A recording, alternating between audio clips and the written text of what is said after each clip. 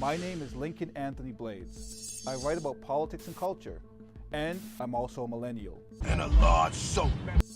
I want to talk to you about millennial entitlement. And a large soap. Millennials, And a large soap. in case you were wondering, are those of us born between the early 80s and 90s. We're frequently the subjects of studies and think pieces trying to figure out what we want and why we're struggling in today's economy. The usual conclusions are we're lazy, coddled, unfocused, and fragile. And a large soap. Terms which fall under one singular label: millennial entitlement. It's a term used to degrade our competency and work ethic, but that term is nonsense. Allow me to explain. Growing up, we were taught that if we went to school, worked hard, and got good grades, we'd get good, well-paying jobs. So we took that advice, and we went on to become the most educated generation this nation has ever seen. And a large soap. A recent survey revealed that 36% of employers had begun hiring university graduates for jobs that once only required a high school degree. And we're not talking about high-level jobs, we're talking about mailroom attendants and telemarketers. The choice faced by many of my peers is this: hunt for a dead-end, low-paying job you're overqualified for, or accept an unpaid internship along with thousands of other young Canadians and pray you get a job in your chosen field.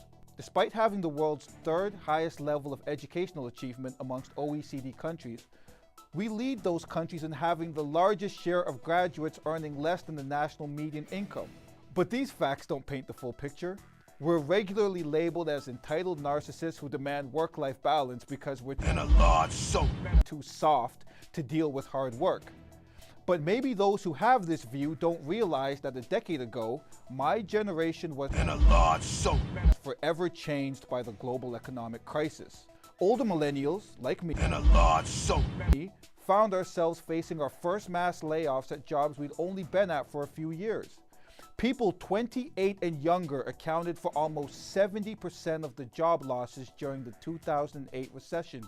Millennials graduating from university at the time faced a job market so grim, they just went back to school. And if you were in high school or college back then, you saw your parents unceremoniously lose the jobs they devoted so much of their entire lives to. We saw and experienced what blind corporate devotion gets you, and we want no part of it.